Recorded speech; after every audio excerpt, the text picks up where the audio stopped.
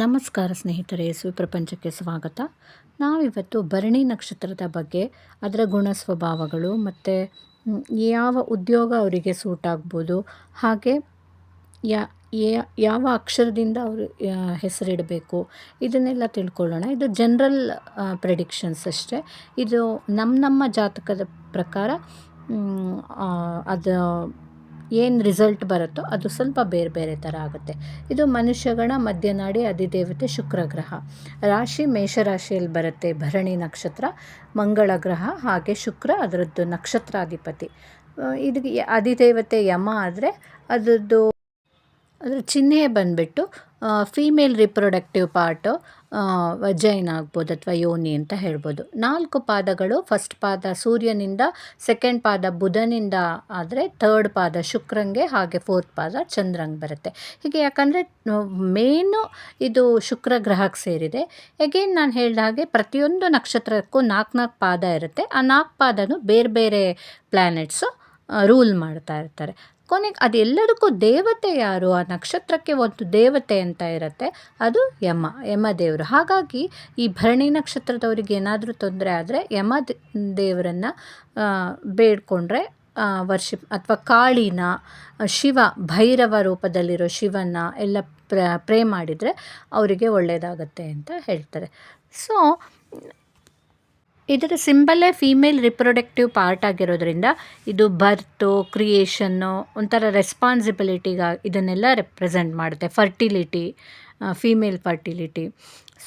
So ಇದೆಲ್ಲ ಯಮಧರ್ಮರಾಜ ಇದರ ಅಧಿದೇವತೆ ಆಗಿರೋದ್ರಿಂದ ಇವರು ಧರ್ಮ, ನ್ಯಾಯಕ್ಕೆ ಎಲ್ಲ ಹೆಸರುವಾಸಿಯಾಗಿರ್ತಾರೆ. ಸೊ ತುಂಬ ಅವರಿಗೆ ಶಿಸ್ತಿರುತ್ತೆ, ಸತ್ಯ ಹೇಳ್ತಾ ಇರ್ತಾರೆ, ಏನೇ ತಗೊಂಡ್ರು ಸರಿಯಾದ ಆ್ಯಕ್ಷನ್ ತಗೊಳ್ತಾ ಇರ್ತಾರೆ.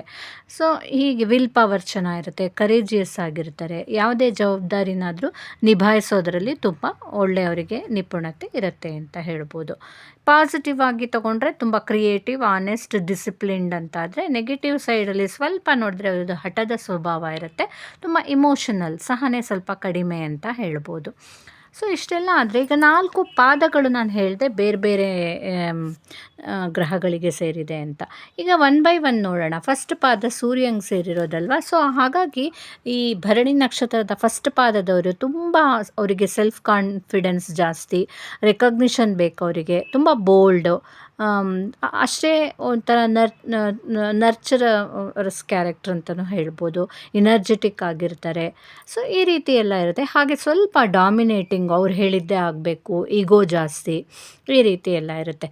ಹಾಗಾಗಿ ಇವರು ಪಾಲಿಟಿಕ್ಸಿಗೆ ಹೋದರೆ ಲೀಡರ್ಶಿಪ್ಪದು ಏನೇ ಒಂದು ಲೀಡರ್ಶಿಪ್ಪದು ಏನೋ ಇದ್ದರೆ ಅದನ್ನು ಅಲ್ಲಿ ಕೆಲಸ ಮಾಡ್ಬೋದು. ಅಡ್ಮಿನಿಸ್ಟ್ರೇಷನ್ ಇದರಲ್ಲಿ ಈ ಥರ ಎಲ್ಲ ಅವರಿಗೆ ಕೆಲಸಗಳು ಒಳ್ಳೆ ಇದು ಕೊಡುತ್ತೆ. ಹಾಗೆ ಅವರಿಗೆ ಲೀ ಅನ್ನೋ ಒಂದು ಅಕ್ಷರದಿಂದ, ಫಸ್ಟ್ ಪಾದದವರಿಗೆ ಲೀ ಅನ್ನೋ ಅಕ್ಷರದಿಂದ ಹೆಸರಿಡಬಹುದು. ಹಾಗೆ ಸೆಕೆಂಡ್ ಪಾದ ಮರ್ಕ್ಯೂರಿಗೆ ಸೇರಿರೋದಾಗಿರೋದ್ರಿಂದ ಇವರು ತುಂಬ ಪ್ರಾಕ್ಟಿಕಲ್ ಆಗಿರ್ತಾರೆ, ತುಂಬ ಇಂಟೆಲಿಜೆಂಟ್ ಆಗಿರ್ತಾರೆ, ಸರ್ವಿಸ್ ಮೈಂಡೆಡ್ಡು, ತುಂಬ ಡಿಸಿಪ್ಲಿನ್ಡ್ ಆಗಿ ಆರ್ಗನೈಸ್ಡ್ ಆಗಿರ್ತಾರೆ. ಒಳ್ಳೆ ಕಮ್ಯುನಿಕೇಷನ್ ಅಂದರೆ ಮಾತಾಡೋವಂಥ ಅವರಿಗೆ ಕೆಪಾಸಿಟಿ ಇರುತ್ತೆ, ರೆಸ್ಪಾನ್ಸಿಬಲ್ ಅವರೂ. ಸ್ವಲ್ಪ ನೆಗೆಟಿವ್ ಅಂತ ತೊಗೊಂಡ್ರೆ ಸ್ವಲ್ಪ ಓವರ್ ಥಿಂಕ್ ಮಾಡೋದು ಜಾಸ್ತಿ, ಸ್ಟ್ರೆಸ್ಸನ್ನು ತೊಗೊಳ್ಳೋದು ಜಾಸ್ತಿ ಅಂತ ಹೇಳ್ಬೋದು. ಇವರಿಗೆ ಟೀಚಿಂಗ್ ಪ್ರೊಫೆಷನ್ನು, ಮೆಡಿಸಿನ್ನಲ್ಲಿ, ರೈಟಿಂಗ್ ಏನಾರಿದ್ರೆ, ಅಕೌಂಟಿಂಗು ಅಲ್ಲೆಲ್ಲ ತುಂಬ ಸಕ್ಸಸ್ ಸಿಗುತ್ತೆ ಅಂತ ಹೇಳ್ಬೋದು. ಲೂ ಅನ್ನೋ ಅಕ್ಷರದಿಂದ ಅವರು ಹೆಸರಿಟ್ಟರೆ ಒಳ್ಳೆಯದಾಗತ್ತೆ. ಹಾಗೆ ಥರ್ಡ್ ಪಾದ ಶುಕ್ರನಿಗೆ ಸೇರಿದೆ. ತುಂಬ ಕೇರಿಂಗ್ ಅವರು, ಚಾರ್ಮಿಂಗ್ ಆಗಿ, ನೋಡೋಕ್ಕೆ ಚೆನ್ನಾಗಿರ್ತಾರೆ, ಅಟ್ರ್ಯಾಕ್ಟಿವ್ ಆಗಿರ್ತಾರೆ. ಸೊ ಪರ್ಸ್ನಾಲಿಟಿನೂ ಹಾಗೆ ಚೆನ್ನಾಗಿರುತ್ತೆ. ಬ್ಯೂಟಿ ಬಗ್ಗೆ, ಲಕ್ಸುರಿಯಸ್ ಲೈಫ್ ಬಗ್ಗೆ ಎಲ್ಲ ತುಂಬ ಅವ್ರಿಗೆ ಇಷ್ಟ ಇರುತ್ತೆ. ತುಂಬ ಸೋಷಿಯಲ್ ಆಗಿರ್ತಾರೆ, ಫ್ರೆಂಡ್ಲಿ ಆಗಿರ್ತಾರೆ ಥರ್ಡ್ ಪಾದದವರು, ಶುಕ್ರ ಅಲ್ವಾ. ಹಾಗಾಗಿ ಆದರೆ ಒಂದು ನೆಗೆಟಿವ್ ಸೈಡ್ ನೋಡಬೇಕಂದ್ರೆ ಯಾವುದೇ ಆದರೂ ಡೆಸಿಷನ್ ತೊಗೊಳ್ಳೋದು ಅವರಿಗೆ ಕಷ್ಟ ಆಗುತ್ತೆ, ಬೇರೆಯವ್ರ ಮೇಲೆ ಡಿಪೆಂಡ್ ಆಗೋದು ಜಾಸ್ತಿ ಆಗಿರುತ್ತೆ.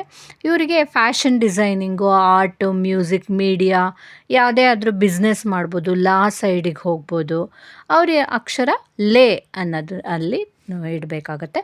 ಇನ್ನು ನೆಕ್ಸ್ಟು ಫೋರ್ತ್ ಪಾದ ಮೂನಿಗೆ ಸೇರಿರೋದು. ಸೊ ಮೂನಿಗೆ ಸೇರಿರೋದ್ರಿಂದ ತುಂಬ ಇಮೋಷನಲ್ ಅವರು, ನರ್ಚರಿಂಗ್, ಕೇರಿಂಗ್, ತುಂಬ ಸ್ಟ್ರಾಂಗ್. ಔಟ್ಸೈಡಿಂದ ಹೊರಗೆ ಸ್ಟ್ರಾಂಗ್ ಅನಿಸಿದ್ರು ಇನ್ಸೈಡು ತುಂಬ ಸಾಫ್ಟ್ ಆಗಿರ್ತಾರೆ. ಅದೇ ಡೀಪ್ ಇಮೋಷನ್ಸ್ ಇರುತ್ತೆ ಅಂತ.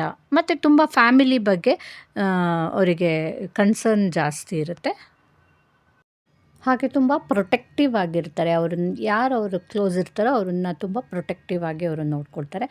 ನೆಗೆಟಿವ್ ಅಂತಂದರೆ ಸ್ವಲ್ಪ ಮೂಡ್ ಸ್ವಿಂಗ್ಸ್ ಜಾಸ್ತಿ, ಪೊಸೆಸಿವ್ನೆಸ್ ಜಾಸ್ತಿ, ಹಾಗೆ ಒಂದು ಸ್ವಲ್ಪ ಇಮೋಷನಲ್ ಇನ್ಸೆಕ್ಯೂರಿಟಿ, ಯಾವಾಗಲೂ ಏನೋ ಆಗಿಬಿಡುತ್ತೆ ಹಾಗೆ ಹೀಗೆ ಅಂತ ಇನ್ಸೆಕ್ಯೂರ್ ಫೀಲ್ ಮಾಡ್ತಾ ಇರ್ತಾರೆ. ಸೊ ಇವರಿಗೆ ಏನೇನು ಕೌನ್ಸಿಲಿಂಗ್ ಮಾಡ್ಬೋದು, ಜಾಬ್ ಅಂದರೆ ಹೀಲಿಂಗು, ಸ್ಪಿರಿಚುಯಲ್ ಲೀಡರ್ಸ್ ಆಗಿ ಈ ಆಸ್ಟ್ರಾಲಜಿಯಲ್ಲೋ ಅಥವಾ ಆ ಥರ ಏನಾದರೂ ಮಾಡ್ಬೋದು. ಸೊ ಇದೆಲ್ಲ ಅವರಿಗೆ ಆಗುವಂಥ ಕರಿಯರ್. ಹುಟ್ಟಿದಾಗ ಇವರಿಗೆ ಶುಕ್ರ ದಶೆ ನಡೆದಿರುತ್ತೆ. ಮ್ಯಾರೇಜ್ ಮ್ಯಾಚ್ ಮಾಡುವಾಗ ಇದಕ್ಕೆ ಭರಣಿ ನಕ್ಷತ್ರಕ್ಕೆ ಸೂಟಬಲ್ ಆಗೋದು ಅಂದರೆ ಕೆಲವು ಹೇಳ್ತೀನಿ ನಾನು.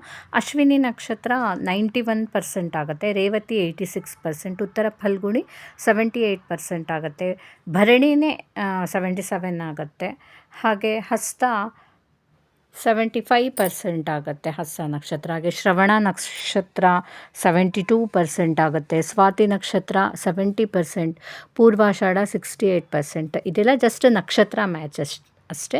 ನೀವು ಮತ್ತೊಂದು ಸರಿ ಹಾರೋಸ್ಕೋಪ್ನ ಖಂಡಿತ ವೆಲ್ ಟ್ರೈನ್ಡ್ ಆಸ್ಟ್ರಾಲಜರ್ಸ್ ಹತ್ರ ಚೆಕ್ ಮಾಡಿಸ್ಲೇಬೇಕಾಗತ್ತೆ. ಮಾಡಿಸ್ಬಿಟ್ಟು ಮುಂದುವರಿರಿ. ಇದು ಜಸ್ಟ್ ಜನರಲ್ ಪ್ರಿಡಿಕ್ಷನ್ಸ್, ಆವಾಗಲೇ ನಾನು ಹೇಳಿದೆ. ಹೀಗೇ ಆಗಬೇಕು ಅಂತಿಲ್ಲ, ಬಟ್ ಸುಮಾರು ನಮಗೊಂದು 60% ಆದರೂ ನಮ್ಮ ಕ್ಯಾರೆಕ್ಟರು ಈ ರಾಶಿ ನಾ ಹೇಳಿದ್ರ ಜೊತೆ ಸುಮಾರು ಮ್ಯಾಚ್ ಆಗ್ತಾ ಇರುತ್ತೆ. ನೋಡಿ, ನೀವೇ ಚೆಕ್ ಮಾಡಿ ನೋಡಿ. ಭರಣಿ ನಕ್ಷತ್ರದವ್ರ ಕ್ಯಾರೆಕ್ಟರ್ಗೂ ಇದಕ್ಕೂ ಚೆಕ್ ಮಾಡಿದರೆ ನಿಮಗೆ ಗೊತ್ತಾಗುತ್ತೆ. ನನಗೆ ಗೊತ್ತಿರೋ ಸ್ವಲ್ಪ ನಾಲೆಡ್ಜನ್ನ ನಿಮ್ಮ ಜೊತೆ ಶೇರ್ ಮಾಡಿದ್ದೀನಿ. ಅದೇನಾದರೂ ನಿಮ್ಗೆ ಇಷ್ಟ ಆಗಿದ್ರೆ ಪ್ಲೀಸ್ ಲೈಕ್ ಮಾಡಿ, ಶೇರ್ ಮಾಡಿ, ಕಮೆಂಟ್ ಮಾಡಿ. ಹಾಗೆ ಮರೀದೆ ನನ್ನ ಚಾನಲ್ನ ಸಬ್ಸ್ಕ್ರೈಬ್ ಮಾಡಿ, ಆಯಿತಾ? Thank you.